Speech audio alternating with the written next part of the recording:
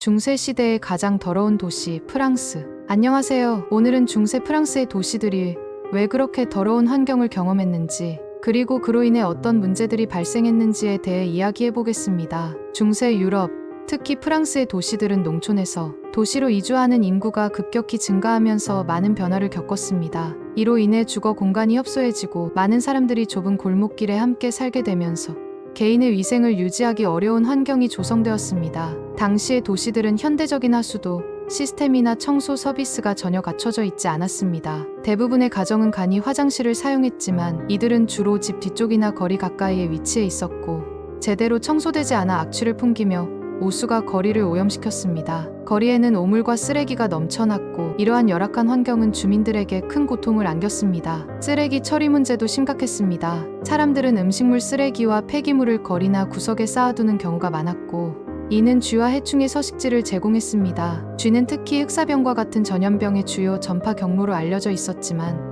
당시 사람들은 그 원인을 제대로 이해하지 못했습니다. 쥐 대신 벼룩이 질병을 전파한다는 사실을 알지 못한 채 쥐를 질병의 근원으로 여겼습니다. 이러한 열악한 위생 상태는 질병의 확산을 초래했습니다. 중세 시대에는 다양한 전염병이 창궐했으며, 특히 흑사병은 14세기 중반에 유럽을 강타하며 약 2,500만 명의 생명을 앗아갔습니다. 이는 당시 유럽 인구의 약 13에 해당하는 수치로, 많은 사람들은 이러한 질병이 신의 저주라고 믿었습니다. 오염된 환경이 질병과 연결되어 있다는 인식이 부족했기 때문에 위생 개선에 대한 필요성은 크지 않았습니다. 당시 사람들은 위생의 중요성을 잘 인식하지 못했습니다. 의사들은 질병의 원인을 미신적으로 이해했고, 이는 사람들의 행동에 큰 영향을 미쳤습니다. 질병을 예방하기 위해 부적이나 기도를 사용했지만 위생 문제를 해결하는 데는 관심이 없었습니다. 이런 사회적 인식 부족은 도시의 환경을 더욱 악화시키는 원인이 되었습니다. 또한 중세는 전쟁과 기근이 잦은 시기였습니다. 전쟁으로 인해 도시가 파괴되거나 인구가 감소하는 경우가 많았고,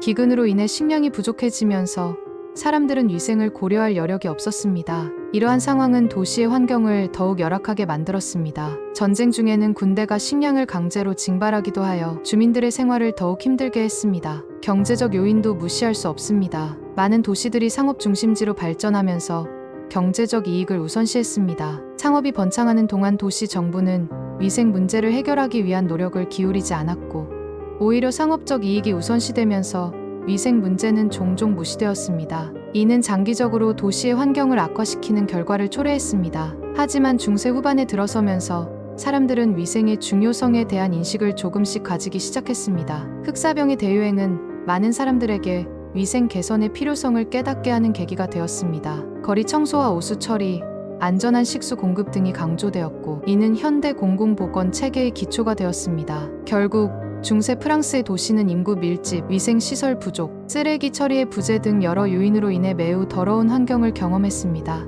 이러한 문제들은 질병의 확산을 초래하고 결국 중세 사회의 구조와 변화를 가져오는 계기가 되었습니다. 오늘날 우리는 이 역사에서 중요한 교훈을 얻을 수 있습니다. 과거의 경험을 통해 우리는 더 나은 미래를 만들어갈 수 있습니다. 오늘의 이야기가 유익하셨다면 좋아요와 구독 버튼을 눌러주세요.